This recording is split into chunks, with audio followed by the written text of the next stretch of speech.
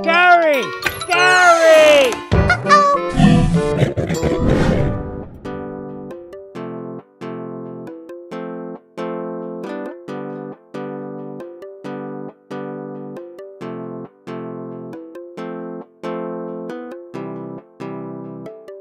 In the morning sun, where the flowers bloom, colors burst like a painter's dream come true. Roses red and violets blue, every petal whispers something new. From tiny seeds to trees so grand, every leaf and bird, it's all at hand. Hello, hello, plant, welcome to the show, where every flower tells a story. Watch them grow. Hello, hello, plant, in every shade and hue, for every heart and every hand, we've got something for you. Indoor greens and outdoor scenes, design your space, let your garden dreams glide. Personal touch with our garden design, free sessions to blend within your budget line. From tiny seeds to trees so grand, every leaf and bird, it's all at hand. Hello, hello, plant, welcome to the show, where every flower tells a story. Watch them grow. Hello, hello, plant, in every shade and hue, for every heart and every hand, we've got something for you. Now everybody, let's say hello, hello, hello, hello,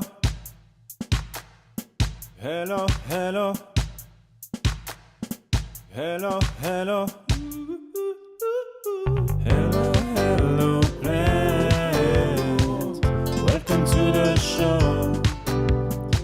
where every flower tells a story. Watch them grow. Hello, hello, plant, in every shade and hue, for every heart and every hand, we've got something for you. Indoor greens and outdoor scenes, design your space, let your garden dreams glide. Personal touch with our garden design, free sessions to blend within your budget line. From tiny seeds to trees so grand, every leaf and bird, it's all at hand. Hello, hello, plant, welcome to the show, where every flower tells a story. Watch them grow. Hello, hello, plant, in every shade and hue, for every heart and every hand, we've got something for you. Now everybody, let's say hello, hello, hello, hello, hello, hello, hello, hello, hello, hello, plant, welcome to the show, where every flower tells a story. Watch them grow. Hello, hello, plant, in every shade and hue, for every heart and every hand, we've got something for you. Now everybody, let's say hello, hello, hello, hello, hello, hello, hello, hello, hello, hello, plant, welcome to the show, where every flower tells a story. Watch them grow.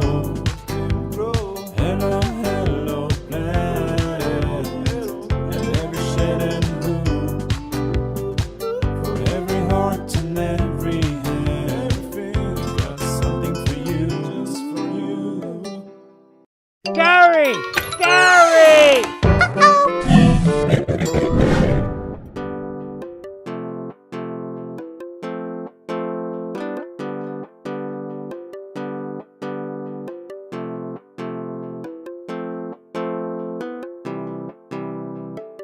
In the morning sun, where the flowers bloom, colors burst like a painter's dream come true. Roses red and violets blue, every petal whispers something new. From tiny seeds to trees so grand, every leaf and bird, it's all at hand. Hello, hello, plant, welcome to the show, where every flower tells a story. Watch them grow. Hello, hello, plant, in every shade and hue, for every heart and every hand, we've got something for you. Indoor greens and outdoor scenes, design your space, let your garden dreams glide. Personal touch with our garden design, free sessions to blend within your budget line.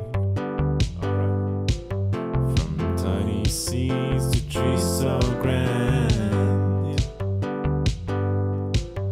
every leaf and bird, it's all at hand. Hello, hello, plant, welcome to the show, where every flower tells a story. Watch them grow. Hello, hello, plant, in every shade and hue, for every heart and every hand, we've got something for you. Now everybody, let's say hello, hello, hello, hello, hello, hello, hello, hello. Hello, hello, plant, welcome to the show, where every flower tells a story. Watch them grow.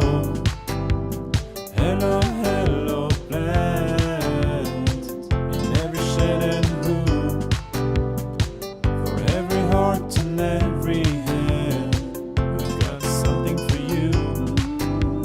Indoor greens and outdoor scenes, design your space, let your garden dreams glide. Personal touch with our garden design, free sessions to blend within your budget line.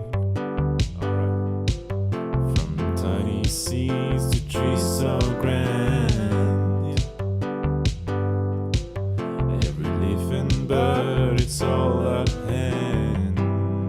Hello, hello, plant, welcome to the show, where every flower tells a story. Watch them grow. Hello, hello, plant, in every shade and hue, for every heart and every hand, we've got something for you. Now everybody, let's say hello, hello, hello, hello, hello, hello, hello, hello, hello, hello, plant, welcome to the show, where every flower tells a story. Watch them grow.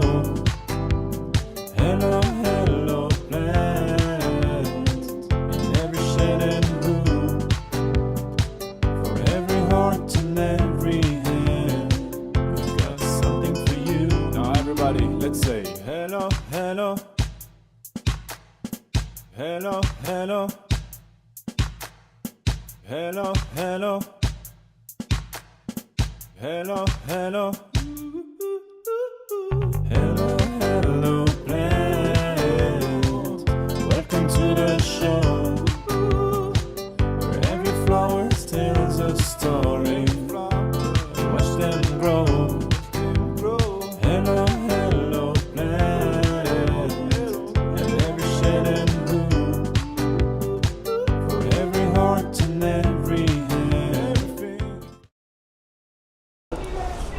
Hello, hello. Welcome to our live. This is your chance to ask any question you like about gardening. It could be about design, it could be suggestions of plants that you could use in particular situations, or you might have a plant that's not doing well, or you might need to replace something. So so now's the time to contact and give us your gardening questions. All right. Hello everyone, I'm Jodie. I'm going to be your co-host today. I'm going to be running through all of the questions that you've sent in, and we're just going to have a look at our different social platforms to see where you're at and what questions you might have for us. So if you have any questions, pop them in the chat of the today's live stream, and I'll pick up those questions as and when they come in. So we might kick things off with a question that's come in.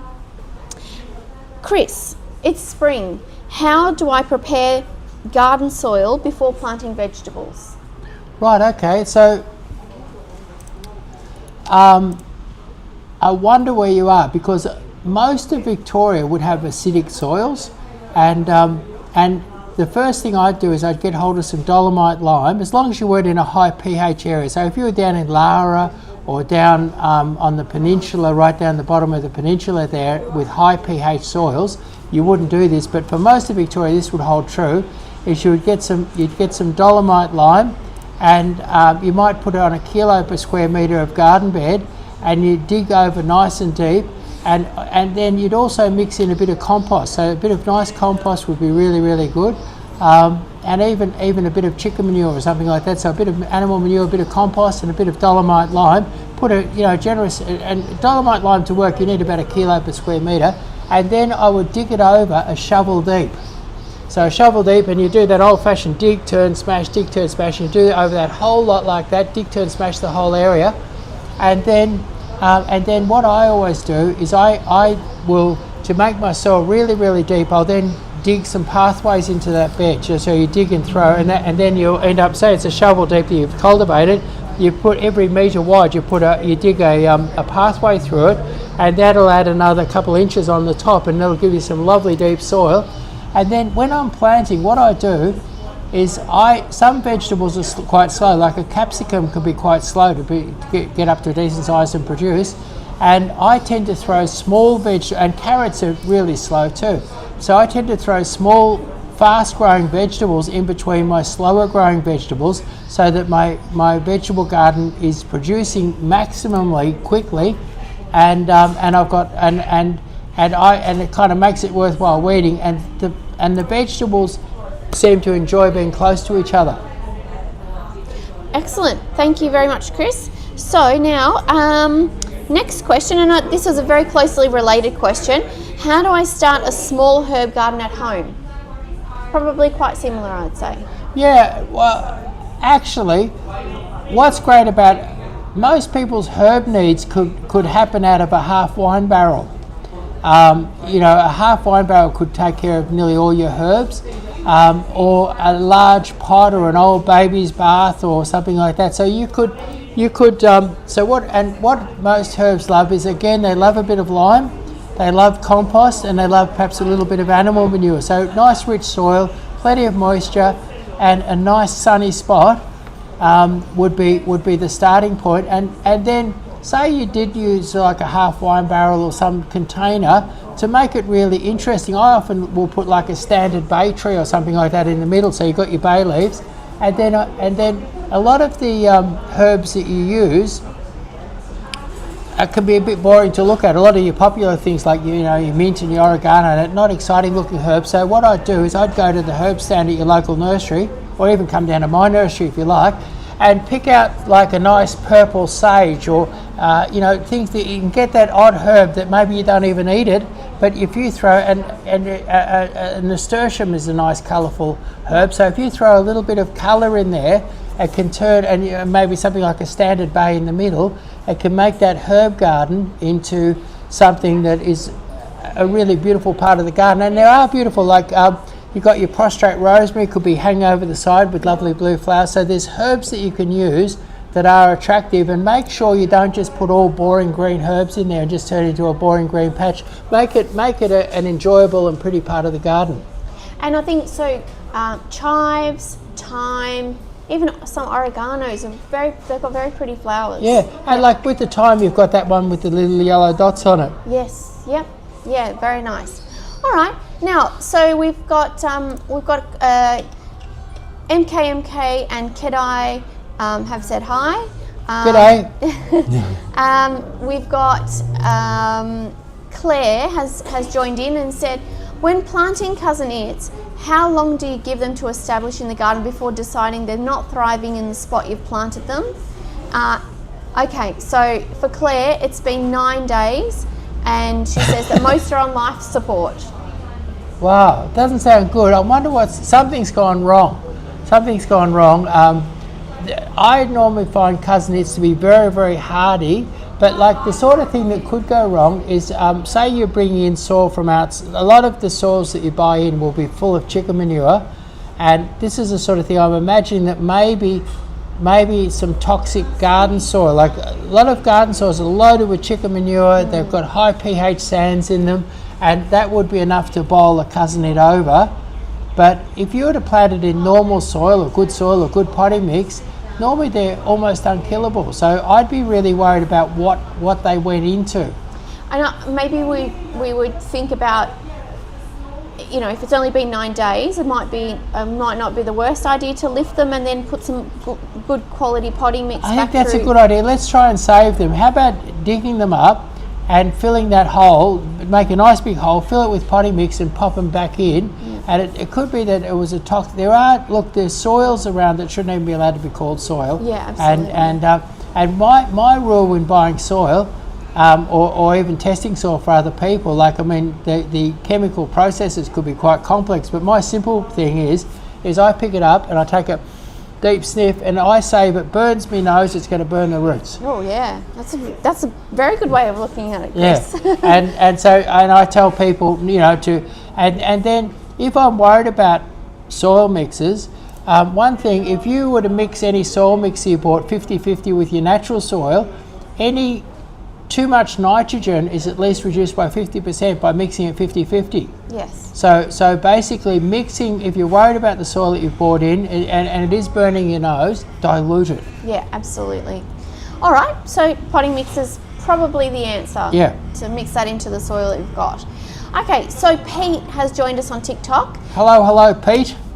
Pete has said, to plant my orange tree, can I use some regular soil or do I need citrus soil? No, actually, I'll tell you a little story. I was visiting some in-laws in North Queensland, in Mackay in North Queensland, and they had the best citrus trees I've ever seen, just pounding with life and citrus and just unbelievable, just like best I've ever seen.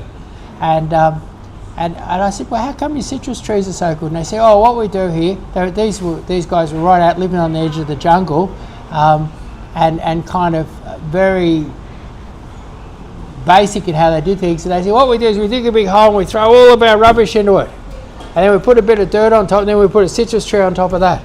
And they actually threw all their garbage in there. But basically, citrus trees love very rich composty situations. Yeah. And so compost is the secret for growing. Compost and fertilizer is the secret for growing citrus. And so if you were to dig a big hole, mix a bit of potting mix, mix some good quality compost in there, and if you think your compost is maybe not rich enough, throw a bit of Osmocote in as well. They love Osmocote. Chris, just as a side note, you can get some I've been getting these from Aldi. They have them on sale every now and again. They're like an in-ground composting system, and I don't use it for my everyday scraps. I use it to put like banana skins and some old cabbage leaves and things like that, or any weeds that I've actually plucked out of the garden from around my citrus, and I've actually dug those into between my citrus trees. Yep. So every now and again I put something in there to, like, I don't, keep them full all of the time, just when it looks like, the stuff that was in there has started to rot down. And it just means that the worms can go in and out, and sort of cycle nutrients. That's fabulous. Yeah, and it means that the citrus trees are able to take up the compost. Yeah. Yeah, directly in the root zone. That's a fabulous idea. Yeah. So I think they only cost under $10 from Aldi. So Right. yeah, and I know other places you can get them on the internet. So I hope that's helpful. All right, so Brianna has joined us. Can I use black mulch with viburnum plants? Yes, but I'd recommend you could do better. Yep. I won't say don't do black mulch. Black mulch is fine, but I'm a great lover of pine bark. Now, pine bark is better than what you think for growing stuff, and in fact, most potting mixes that you buy have pine bark as one of their major ingredients, because pine bark is good for growing plants in. And what I've found is that when I use pine bark, and pine bark isn't quite as sharp looking as your black mulch, but pine bark is sort of a reddy brown colour. Whenever I've dug, when I've had pine bark down for 10 or 12 years and dug there, the soil has been unbelievably good. So pine bark improves your soil. Black mulch, I don't know if it makes it worse, but certainly doesn't make it better. Well, it certainly accumulates the heat from the sun. Right. Yes. Yeah, okay. Yeah, so... Yeah. So I think that pine bark is, and if you get a nicely graded, fairly fine pine, like pine bark can look a bit rugged when it's got pine cones and big chunks in it and bits of wood and stuff like that.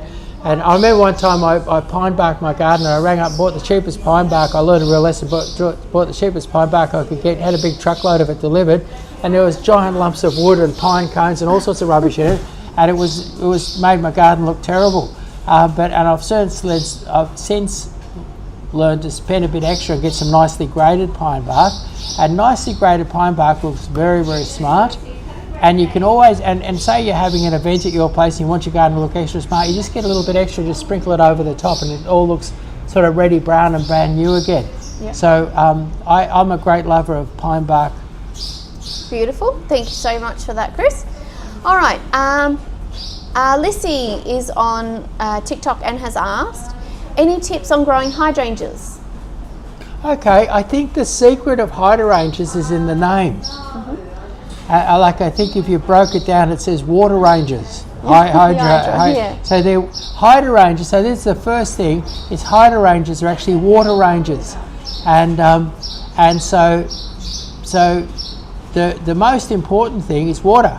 Yeah. And then fertilizer is important. I was brought up on a flower farm, and we had a field of hydrangeas at the back, and basically what they love is that they love sort of dappled shade. They don't like hot afternoon sun, but the funny thing is my dad ended up growing a lot of hydrangeas commercially. He had lots of water, and he discovered that he could grow them in the hot sun if he kept them pumped full of water. But it took a lot of water to keep them good. So morning sun, afternoon shade is really good for hydrangeas. Dappled shade is fabulous. Deep shade is fine. Deep shade isn't perfect. Your dappled shade or your morning sun, afternoon shade is the perfect situation for them. But so basically water, and the shadier it is, the less water you need. And then the next thing is a little bit of fertilizer, but like a little bit of chicken manure or a little bit of Osmocote or something like that. They don't need mountains of fertilizer. And then I occasionally get the situation where somebody says, "Oh, look, I bought hydrangeas off you 5 years ago, and they've never flowered." And what it is that the main body of hydrangea is what's called a macrophylla. They're the ones with the big round balls on the top. And what happens with those is that they flower on 1-year-old wood. And what you'll find, that person says, "I bought them off you 5 years ago and they never flowered." That person says that to you, you'll say, "Now do you prune?" "Oh yeah, I shear them off every year. They grow like crazy and I just shear them right off."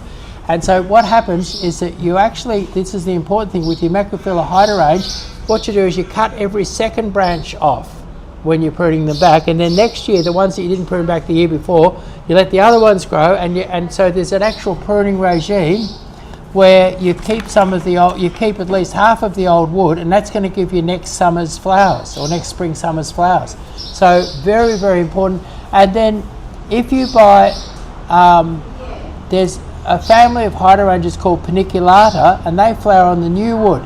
And so you can prune your paniculatas fairly indiscriminately, and they'll flower like mad any rate. And they just need water and fertiliser. And the other interesting thing about paniculatas, and particularly like the Sunday phrase, is there a lot. I get some people desperate to put hydrangeas in a hot sunny front garden because they want that Hamptons look. And what I prescribe to them is the Sunday phrase, because the Sunday phrase, given enough water, is quite happy in the hot sun. So your paniculata, you could be, includes a Sunday phrase.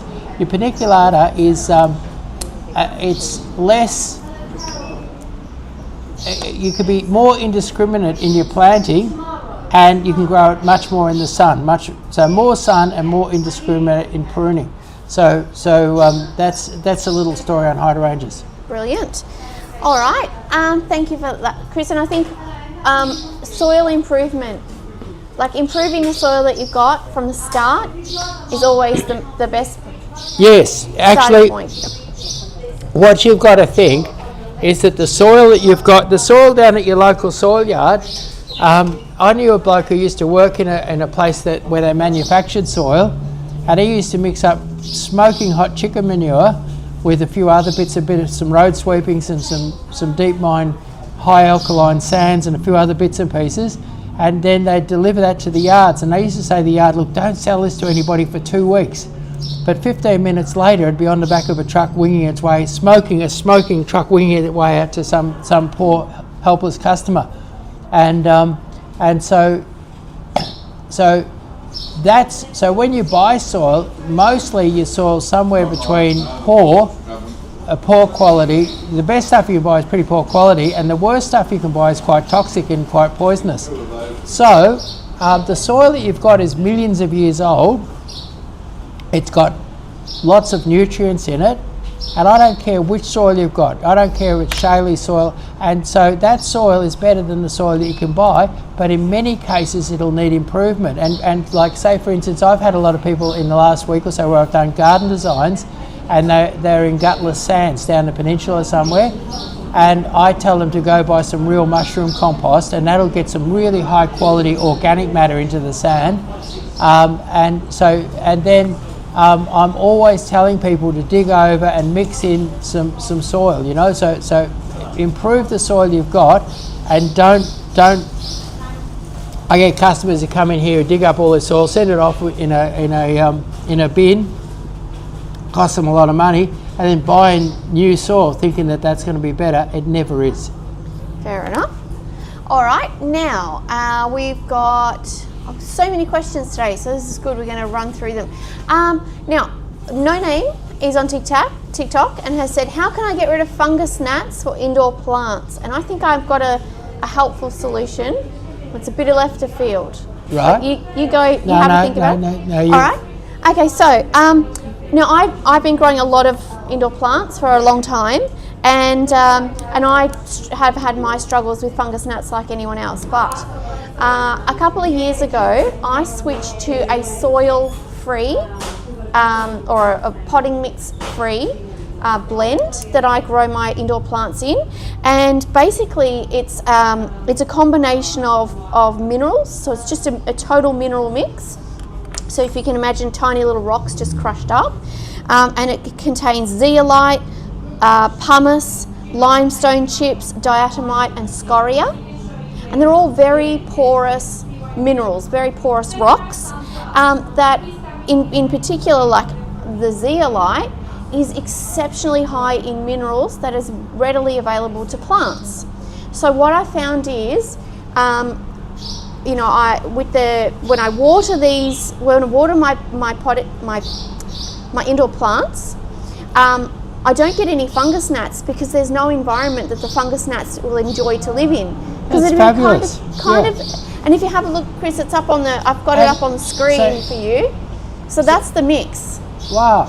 And so people could, you could put some sort of link up there so people could get to that mix. Now, Yeah. what about the moisture holding potential of that mix? Right, so they're all exceptionally porous mineral rocks, and when you water the plants, the water gets into the pores, and it gets sort of trapped in the pores, and then the roots latch onto the pores. So when you pull it, like you can take your indoor plant out of that mix, and what you'll see is all of the roots have all these rocks attached to them, or Wow. maybe the other way around. Yep. And they're attached to each other because the roots with their micro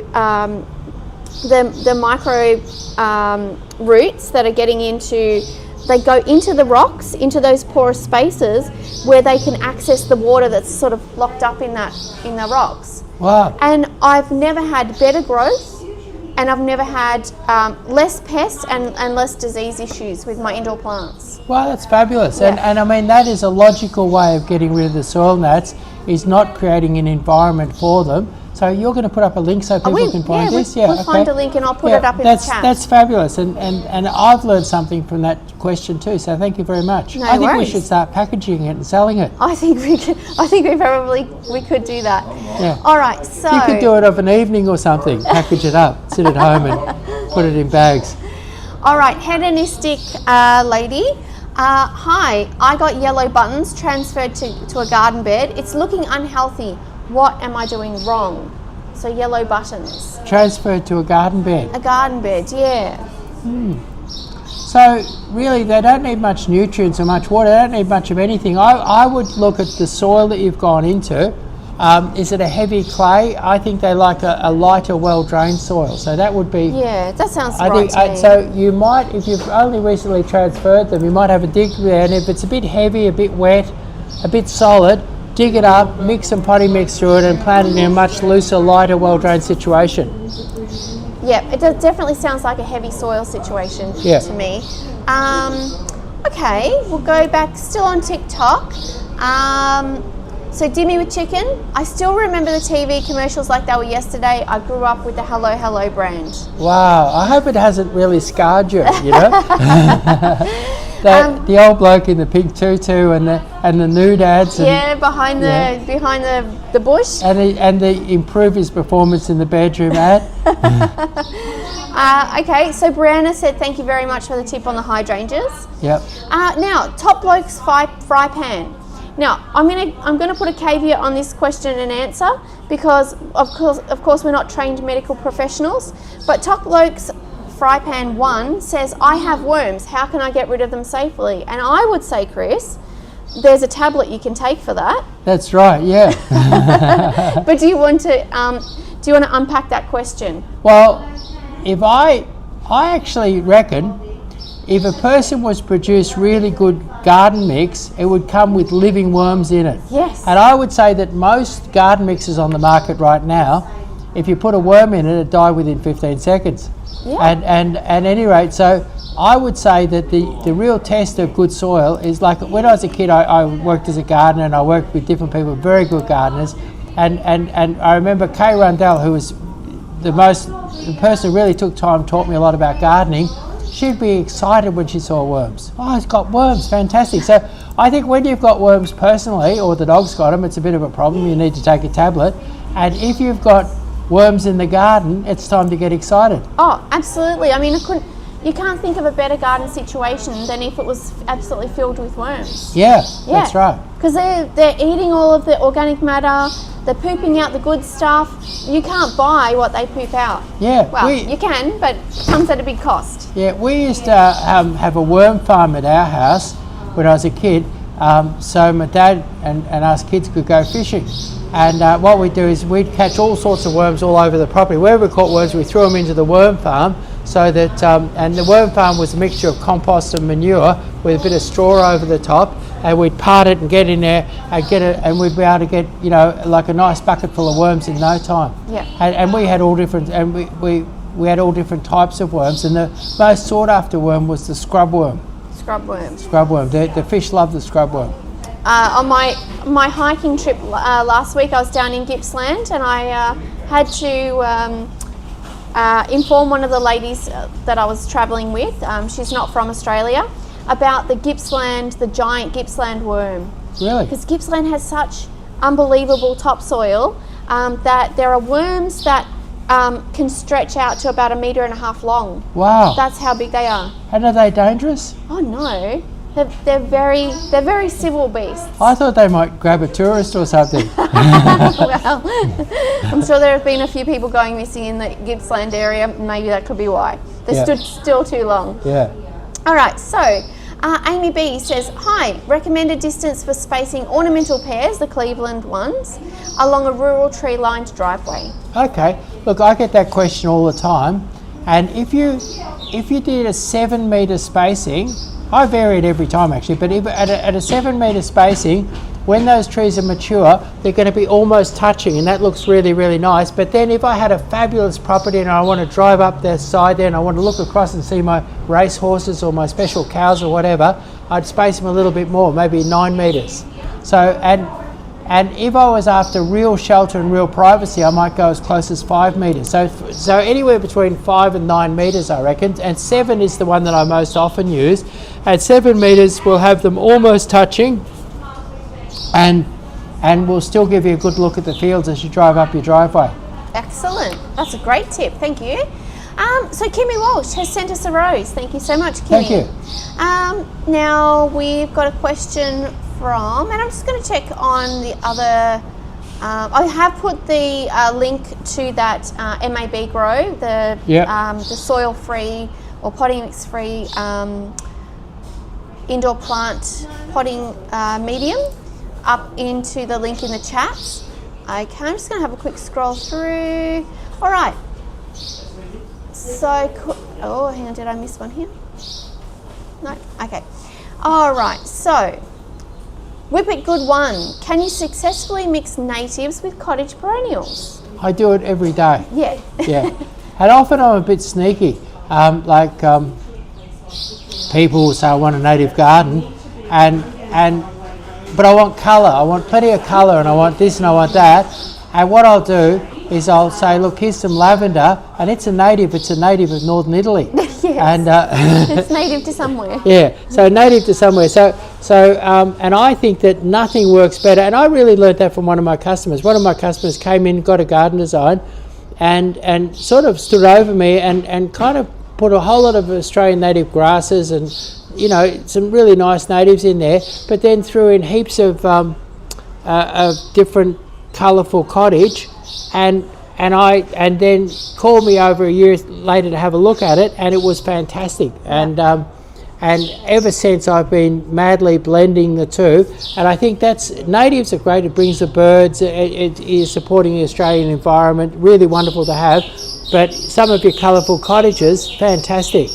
And I think you and I do these garden consultations on a daily basis, and some of the things we're using quite a lot in our cottage mix are like low-growing things like scavolas, because they've got they're very floriferous and very colourful. Yeah. What else do we use? Philothecas? Yeah, Philotheca, and there's that wonderful short Philotheca. Yeah. And then I love that strawberry smoothie. Oh yes, there's some beautiful grevilleas. Yeah, so wonderful for, you know, lovely sort of rusty pink, beautiful for winter flowering in a cottage garden. We put that into a cottage garden, I think, on the weekend, didn't we? We absolutely did. And I think too, you know, one of the benefits to doing this is, you know, sometimes cottage gardens can lack structure, and a lot of our Australian native plants, they're not herbaceous perennials, so they don't die down over the winter or anything. So they retain that structure, and they give the garden the structure it needs for when other things have died down. Yeah. Actually, it's a funny little story. Kay Rundell, who I used to work for, I worked for every Saturday from when I was 7 to when I was 17. And at any rate, she'd have ladies visit her when I was there from the Horticultural Society, the local Kalorama Horticultural Society, and they'd say, "That's a native. You can't put that in a cottage garden." And she said, "A cottage garden is whatever you want, wherever you want, whenever you want." Yeah, and she actually came from Cornwall, and she was brought up in a cottage. She's spent her whole life living in a cottage garden, and she bought a property in the hills and built her own 1 acre cottage garden. But basically, you can put cottage plants into your native plants and make a beautiful garden, and you can enhance your cottage garden with some native plants. Yeah, and I think it just makes it so much more interesting. Yeah. When we mix them up like that, because you get combinations that other people are just not using. So everybody wants to have a bit of a, something unique about their garden. Yeah. They want some curb appeal, and what better strategy than to mix unusual plants together like that. Brilliant. Thank you, Chris. All right, so Asha Bassina is on Instagram and has asked how to grow a bougainvillea plant with full growth and bloom, which I've got from Hello Plant. Oh, so Asha has bought a bougainvillea from us last week and is just looking for some tips so that it grows, it really flourishes. Okay, bougainvilleas are really tough, and they're what I would call a very willing plant. So you'd have to do something wrong to not have it grow. But what I would do, if I wanted one to be really a top performer, I would find a hot sunny, like a brick wall or something, a hot brick wall, like maybe a north-facing brick wall, and I would put a bit of trellis up there, and I would dig a mighty big hole and mix a bit of good soil through there. I'd chuck a handful of lime, a bit of osmocote in there, a bit of soil wetter, and away you go. So hot sunny wall, bit of trellis, and I would and if you're putting it, some people are growing them in pots, and then you go for a really nice big pot, again a bit of lime, bit of osmocote, and you're in business. So a big pot if it's going in a pot, bit of trellis, and you're looking for that hot north-facing sunny wall. Yep. Excellent. All right, so Zach's on TikTok and has asked, can you still plant iceberg roses? Yeah. Yeah. Yeah. In fact, now is a great time to plant icebergs. If you plant a nice iceberg right now, by mid-November it should be in flower and doing fabulous things. And icebergs are great because what it is that there's a hardiness scale for roses from 1 to 10, and the birds 1, 2, 3. And the thing is, the icebergs have been discovered on that hardiness scale from 1 to 10. They're actually at 11. Yeah. And they're 11 on the hardness scale because and what's good is I sell them quite often to when I'm doing garden science and that. If I've got somebody who's never grown a rose, hasn't got a clue how to spray them or do anything with them, you sell them an iceberg. And icebergs, you can prune them wrong, you can forget to spray them. They need a bit of fertiliser though, so fertiliser and water is what you really need to grow nice icebergs. And you can grow them as a standard or you can grow them as a nice bush. They flower really well fertilised and looked after. They actually will flower 365 days a year, but you'll often stop and prune them and then you'll lose flowers for a little while. But basically they're a fabulous rose because you don't know how to, you can have roses without knowing what to do with roses, or if you're too lazy to spray and you're too lazy to prune properly and you're too lazy to do anything apart from fertiliser and water, you can have a beautiful, and I think that the classic Melbourne look is that white picket fence with iceberg roses along it. It just says Melbourne. Okay, so Pooch has joined us on TikTok and has asked, now I think I'm going to challenge us. I think we might, because we don't know where Pooch is, but we might think about this question from a sunny perspective and a shady perspective. Yep. And maybe you'll give your favourite and I'll give my favourite, so we Okay. get a bit of variety. Yep. All right, so Pooch has asked, best ground cover for a large garden patch? Okay. Sunny. Okay, so I'll do sunny, you do shady, okay? I'm going to do 3. Prostrate rosemary. What I love about prostrate rosemary, you'll get a 20-30 year life out of it. It'll blanket out the weeds, flowers for 4 or 5 months of the year, takes a bit of light foot traffic. So, and then I'm going to say Asiatic, no, that's shade, sorry, forget Asiatic, and that's shade too. So, Myoporum urina. Yes. So hot sun, Myoporum urina or prostrate rosemary. Beautiful. And Myoporum urina, white fragrant flowers in summer, beautiful dark green mat. You will have to, like once it's a few years old, it'll get a bit bumpy, you might give it a bit of a trim, but very, very tough, grow in almost any soil, absolutely fabulous, tough ground cover. And when it's really old, there's a patch of it up in Shepparton that's really old. It's like a mattress about that thick. I've actually laid on it. It's really soft and nice. If you're sleeping out, it'd be the best spot to sleep in Shepparton. And at any rate, just a lovely thick mattress of it. So for long lasting and toughness, I say prostrate and hot sun, prostrate rosemary, and urina. Okay, beautiful. All right, so shade. Oh, shade is a really tricky one because there's lots of options. Yeah. I would probably think maybe like the native violet, or I can't go past Narcissus sycamensis because it's such a dainty little looking thing. I love it, and it gets into all those shady spots and it looks beautiful. But I think the most usable, most applicable in many spots would be your native violet. Right. Yeah. Native violet in the shade, absolutely fabulous, ferocious grower. And what I love about native violet is it flowers every day of the year. Yes. And that's quite rare. Yeah. Now I'm going to add one more. Yeah, go for it. A common problem that I find when I'm doing garden designs is someone will have a great big tree in the front of their house, and the lawn has failed, and we want a ground cover. And on one side of the tree there's burning hot sun, and on the other side of the tree there's deep shade. It could be an old oak tree or something. And I've had this situation many times. We had this with a cypress earlier this week. Yeah, that's right.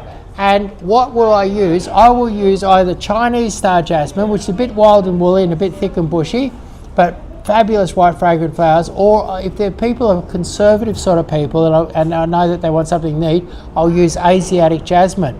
So I actually look at the customer and say, oh, it's a bit hippie. I'll sell him the Chinese star jasmine, thick and bushy, white fragrant flowers.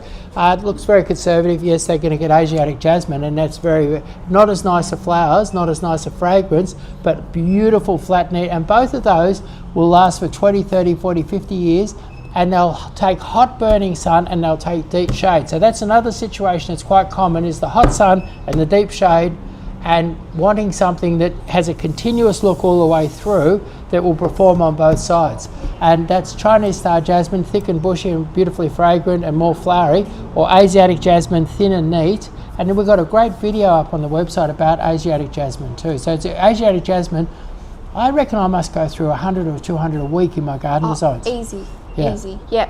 And you surprised me. I did think that in your top three, in the hardest spots, you might have gone for Canary Island ivy. Well, I was thinking that's Canary Island ivy is very much my go-to for the shade. Although it will take the sun, it's very much my shade one. So I thought I would leave that one for you. I didn't fall for it. Yeah. All right. So Pete Lamb is back with us. My red plum tree has dry leaves. What can I do to improve it? Dry leaves. Dry leaves. Well, if all the leaves are dry and it's springtime, you're in terrible trouble. Yeah. But if some leaves are dry and some leaves aren't, I would go take a good look. I'd dig a hole and I'd take a good look. Is it sitting in water? Is it got a dry root ball? I'd be digging in and having a look and seeing what's going on with it. There's something going on. If it's just got some dry leaves, it's springtime. Although it's been a bit dry up until now, it has been cool, so not much stuff is frizzled or dried in the garden. So I'd be looking for wet feed. I'd be looking for something wrong. I'd be digging around the base. I'd be looking for something wrong. Yeah. Okay, so this is interesting. Life on Lake Elk Farm is with us on TikTok and has said, we've just purchased 1,000 Canary Island ivy from you to cover a big hill. Any tips on how to make it thrive? Right. Okay. Yeah, well, so what I'd be doing is the main problem you've got, Canary Island ivy loves to grow, absolutely loves to grow. But the main problem you've got with a project like that is weeds. Mm-hmm. And I did a garden design recently, Mohammed, and what I prescribed there, we were going to use 600 or 800 Canary Island ivies in that job. And what I prescribed was to put down, there's different companies that sell fabric for covering the soil on riverbanks and things like that, so that you can establish proper plants and not just have weeds growing there and stop erosion. A jute? Yeah, jute mat? Yeah. So there's people that sell big volumes of it to road constructors and that, and you see them on riverbanks when they're making a bridge and things like that.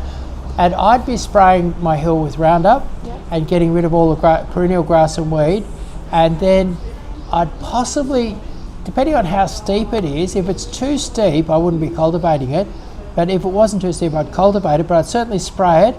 And then what I'd do is I would cover it in some of that jute matting and then cut little slits or crosses in there and plant your ivies in there. And I'd mix a bit of good soil or potting mix in with them. I'd use soil wetter around each one, and I'd use a nice little dose of Osmocote around each one. Yeah, they need a good feed to get going, don't they? Yeah, and then I've seen Canary Island ivy cover a square metre in a summer. Yep. So if you could put some irrigation on there, some good irrigation on there, keep up the Osmocote, you could, if you're planting them dense enough, you could basically get cover by winter. Yep. And once you've got cover and you've blanketed out, and that's the main problem that I see in doing a large project like that. I had one customer fail with a project like that, and what overcame him was the weeds. He let the weeds go and seed, and the weeds got a real hold there, and the weeds are actually able to outperform. Canary Island ivy is one of the most amazing performers you'll find anywhere, but a good crop of weeds will outperform it. So you've got to stay on top of the weeds, and that jute matting is a good way of doing it. If I wasn't using the jute matting, I'd be using a hoe, and I'd be hoeing every 2 weeks in between them. Yeah. If you hoe every 2 weeks, you just have little weeds like that, and you could use something like a draw hoe and just draw hoe through it every 2 weeks, and kill all the weeds off. So if you can get it really growing and get it to cover without the weeds, then you're in business. Yep, fantastic. All right, now we've got, and so now Pooch, who asked us about the ground covers, said thank you so much, guys, so many useful tips. Now we've got a question that's come in from Happy Hammond. Do you know much about buffalo grass? This could be a very short answer.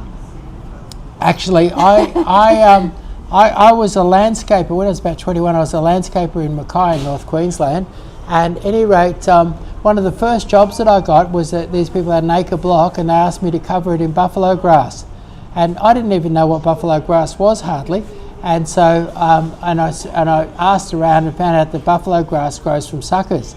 And there was a little patch of, I was renting a house, and out the back of there was a little tiny patch of buffalo grass, and I dug up about 3 or 4 square metres and broke it up into 4,000 or 5,000 pieces with roots on them. Yep. And planted them all, and we watered them, and the people had a buffalo grass lawn. So you can buy buffalo grass as a in sheets, and you can lay buffalo grass. And what I knew about buffalo grass was, when I was a kid, I had some cousins, and they lived in a house with buffalo grass, and we used to go out there and wrestle and fight on it. And it's the best grass in the world to fall on if you're a kid. So I always think that buffalo grass is great for children. Like, I remember going there, like when you fell on our lawn at home, you used to hurt and maybe get bruised or whatever.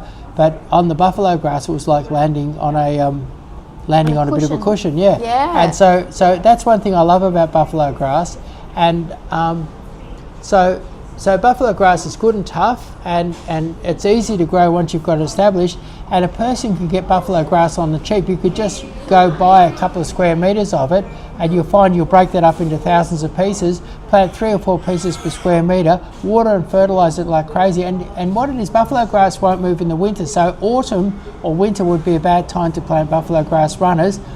Now in mid-spring, for the next couple of months, would be a fabulous time to plant buffalo grass runners, and you can turn a couple of square metres broken up into a whole front lawn. Yeah, and I think too, one of the most important ways to have a successful lawn, whether that's buffalo or any of the others, is to make sure that periodically, maybe once every 12 to 24 months, you get in there, give it a nice low mow, like mow it, put the blades down low, give it a good almost scalp it, and then run a wire rake across and de-thatch, because there's a lot of old material that builds up, and it blocks out light that the new blades could be using to grow.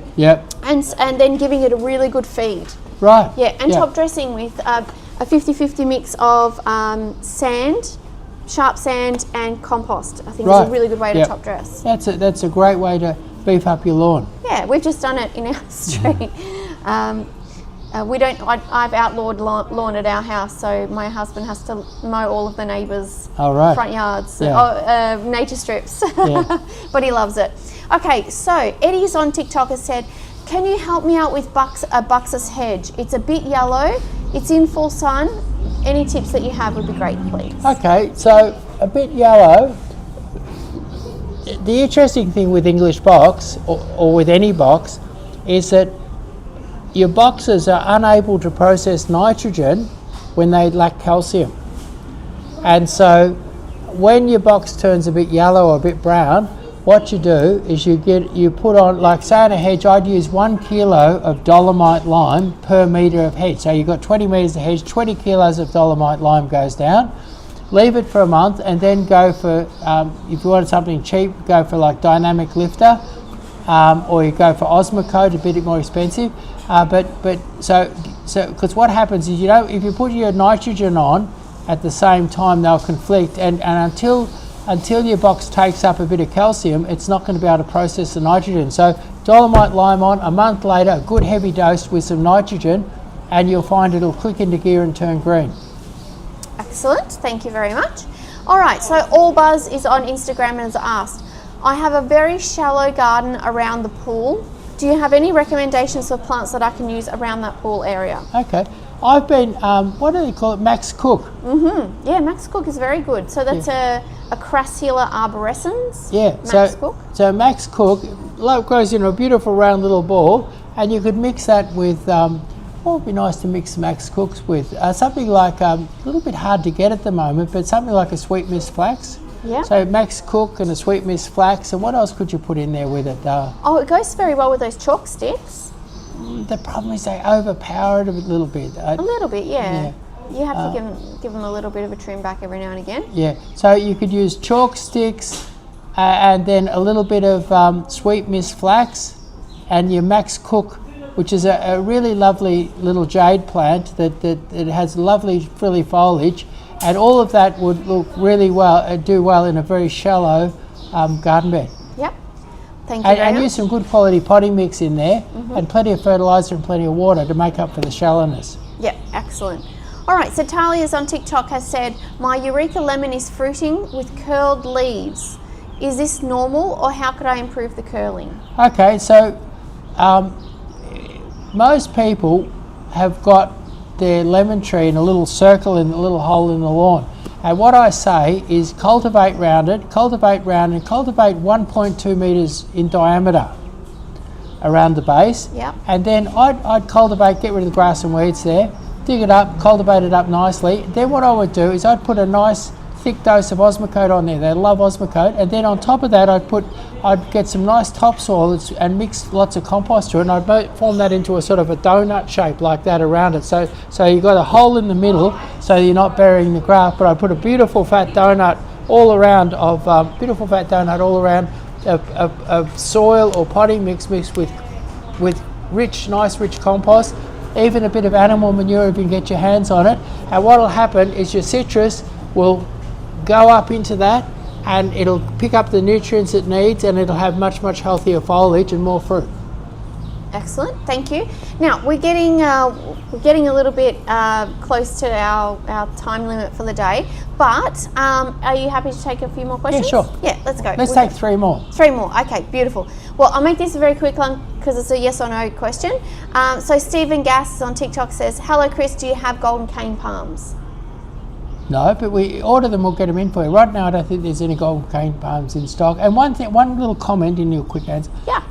Golden cane palms outdoors in Melbourne, you'd need to be in Brighton or down in Port Melbourne, somewhere sort of warm and beachy to grow them. You'll find if you take them out to, out on the edges of the perimeter, like out the back of Craigieburn or somewhere like that, you'll find it's a bit cold for them in the winter. Excellent. We've got Kokodi. How can I make my weeping cherry blossom grow? It's not thriving in the ground in full sun like my other one.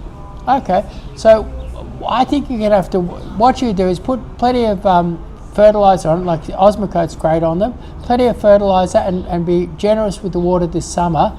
And then when winter comes, I want you to dig it up, dig a massive hole, mix potty mix and make a beautiful lot of loose soil, finish it off in a mound and replant it again.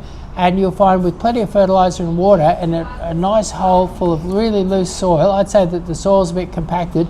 Cherries really love good loose soil and don't like hard compacted soil. They don't do well in it. So I'd be digging up and replanting it with a massive hole. Use a couple of bags of potty mix to mix into that. Plenty of fertiliser, plenty of water in the summer. But maybe just fertilise and look after it well this summer, then dig it up and replant it this coming winter. Excellent, thank you. Rebecca Tanya is on Instagram, has asked, my tomatoes have small holes in them, presumably from a grub of some sort. How can this be treated organically? I'd be grateful that I didn't have big holes. Yes, true. So that's the first thing, is be grateful there's not big holes in it. Yes. And what my mum, great gardener, would do is if she didn't know what was attacking something, she'd be out with a torch about 9:30 at night time, yes. and she'd find out. Yes. It's the best time to get on top of snails. I go collecting my snails on a warm, damp night. I go around with a bucket and I get some mulch, some wet mulch, I put it in the bucket, and then I go collect all of the snails, and then I take the snails the next day down to my local park, down to the lake where all the ducks are, and the ducks take care of all the snails for me. So yeah, wow. I'm with your mum there. Yeah. But also the snails call it genocide though, don't they? Oh, I'm sure they do. And I don't have any. Look, my concern is for the ducks. I want to make sure that the ducks are well fed. Yeah, right. Okay. But back onto the small holes, I was actually serious. Be grateful we haven't got big holes, because big holes are more worse than small holes. And the thing is that you're going to be eating those tomatoes, and I think, you could put some sort of spray or some nasty thing on it, and unless it wasn't quite a joke when I said about being grateful about not having big holes, because I think I would be fertilising my tomato. You could maybe use a bit of liquid fertiliser on it, get your tomato really performing, and see if you can get it to perform and do its job with some small holes in it. And a safe spray might be something like Bacillus thuringiensis, BT. It's a powder. It's bacteria suspended in a powder, which when you mix it in with water, activates the bacteria, and they get into the stomach of the bug. Yeah, well, that's just for caterpillars, though, isn't it? Yes. Yeah. So that's true. If you give that name again, a lot of people are going to have problems with caterpillars on their tomatoes, on their cabbages, on various different things. And if you want something non-toxic, all you do is I call it germ warfare. Yeah. And it's true. A bit of germ warfare, and there's safe germ warfare that's been developed for saving your vegetables. And could you get the name again? It's known as BT, and the longer name is Bacillus thuringiensis. Yeah, and basically, I've used it on large crops, and I've had caterpillars devouring a large crop, and within minutes of spraying it, the caterpillars feel sick in the stomach and stop eating, and then within a day or so they're all dead. And so and what's great about that is that those things can be eaten real soon afterwards. All right, so I've got two more questions I'm going to throw at you, Chris. Yep. First one is, and I think maybe Oz, your daddy, on TikTok might have been here yesterday. I think we may have crossed paths. Empty garden beds along the fence in the backyard. When would be the best time to plant pencil pines? Right now. Right now. Right now. Catch the growing season. Pencil pines do really well through the summer heat. They really grow. They're amazing. I remember one time a customer lost a couple of pencil pines, and he bought them off me, and they're only about 2 foot tall, and he was asking me for 6 foot replacements because they'd grown from 2 foot to 6 foot in a year. Right. And so where he didn't need 2 footers anymore, he needed 6 footers to replace the ones that he'd lost. So catch that growing season and plant them now. Dig a nice big hole, bit of Osmocote, bit of soil wetter, bit of lime, and they'll be great. And the last question was, how do we make basil thrive? Well, I think the first thing is basil doesn't like cold nights. No. And so I'd say we're pretty much at the end of our cold nights. Last night was the first night I went home in a t-shirt. Like normally I work till 7 or 8 o'clock at night and you've got to put on a coat or a jumper in the evening. And so I think the first thing is that if you plant basil too soon, it gets depressed and stays depressed. And so the trick is to plant your basil from now on out. Right. And then it's a fast moving plant. It's really going to respond to a liquid fertilizer. So plenty of liquid, use like a power feed or a good liquid fertilizer will really get it rocketing along. So because it's a fast, very, very, very fast plant. It's going to really benefit from liquid fertilizer. So plant now onwards and liquid fertilizer. And you'll get your basil rocketing and plant it in a nice sunny spot. Okay. Got time for one more question? Yeah, and rich soil for you. Rich soil, yeah. Definitely. All right, one more question. So the Catherine did, hang on. Sorry, it's the Catherine Edit. Has joined us on TikTok and has put this question in the chat twice, so I don't want to miss out. Ground cover or small flowering plant to line a path in full sun in North Queensland. Wow. Yeah, tricky question. I could have let that one go, but we'll give it a go. So line a path, and we want a small flowering. North Queensland, although I've actually been a gardener in North Queensland, I hardly can remember doing anything much up there. I tell you what, the first thing that springs to mind is maybe Philodendron Xanadu. It'll love it up there. Certainly. So lining a path. What's the Sheena's Gold is another thing. Oh, Sheena's Gold, and the other thing that would do really, really well up there would be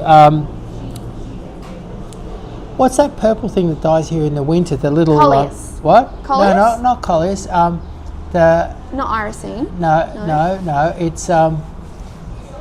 It's purple and it doesn't overwinter in Melbourne, but they sell heaps of it.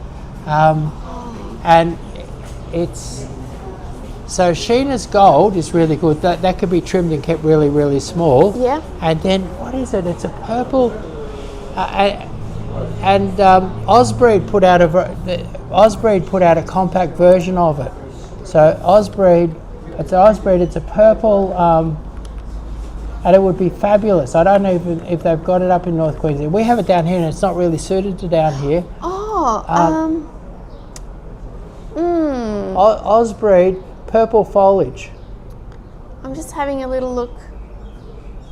Purple leaves? No. It's a purple foliage from Osbreed. On the tip of my tongue.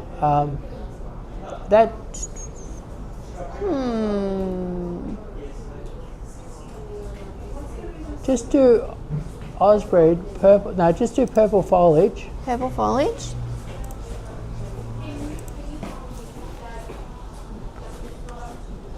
Okay, we'll have a look. Oh, I tell you what, our resident Queenslander has dropped in. Hey. We are looking for a purple plant. What's the plant? What's the plant that we grow down here that won't overwinter, and it's purple and that? Big heads. No. It's just purple foliage, and they use it as a hedge all around the world.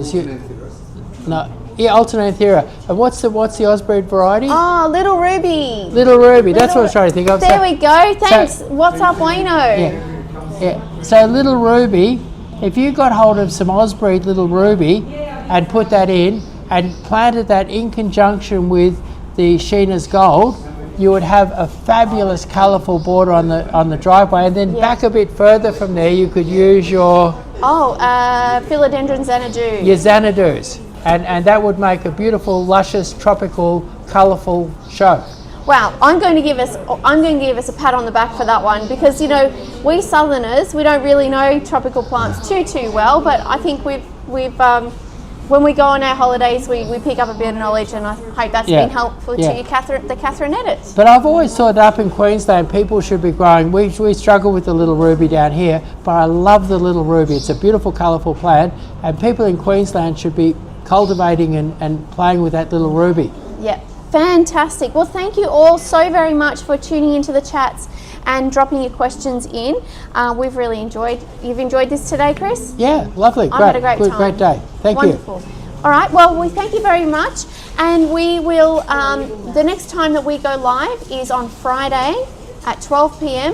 when we have got our Grower Direct flash sale. Absolutely. And we're continuing with our big spring clearance. Oh, fantastic! Yes, because we've got a lot of, and we've had a lot of beautiful things in the last big sale, Yeah. and I'm expecting some big things from this sale. Yeah, So that's enough for us, and we'll see you Friday 12 p.m. great.